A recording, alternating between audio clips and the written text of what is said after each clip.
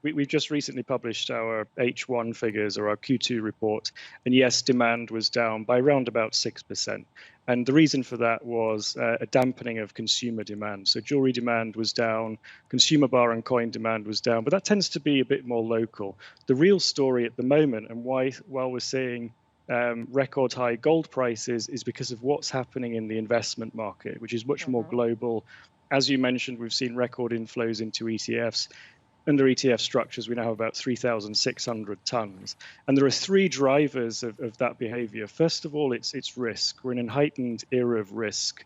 We don't know what the shape of the COVID recovery will look like. V, U, W, we just don't know. We don't know what its duration will be.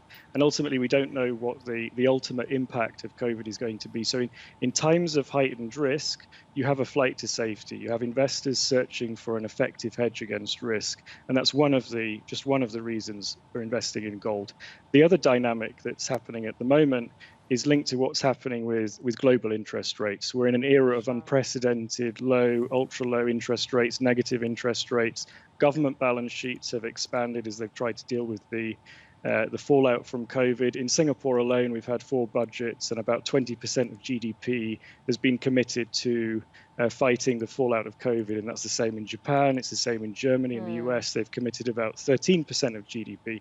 So we're in an era of easy money, if you like.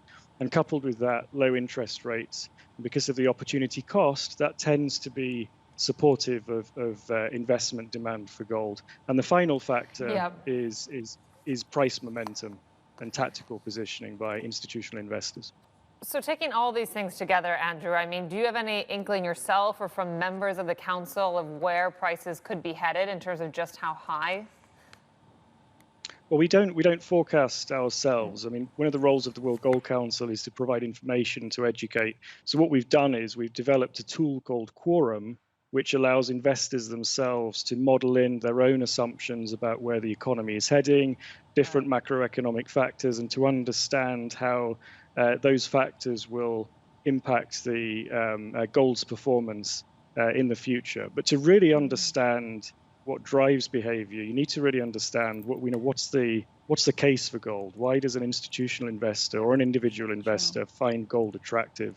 And there are a number of reasons. We've talked about generating returns, which is obvious this year, where we've seen upwards of about 28% this year. But it's also a very liquid asset. And in times of financial stress, you need access to liquidity. Gold is a source of that. Over $145 billion of gold is traded every single day. So it's a liquid asset. And it's also an effective portfolio diversifier. So all of those things mean it's a risk hedge, it generates returns, and that's why it's attractive to institutional individual investors.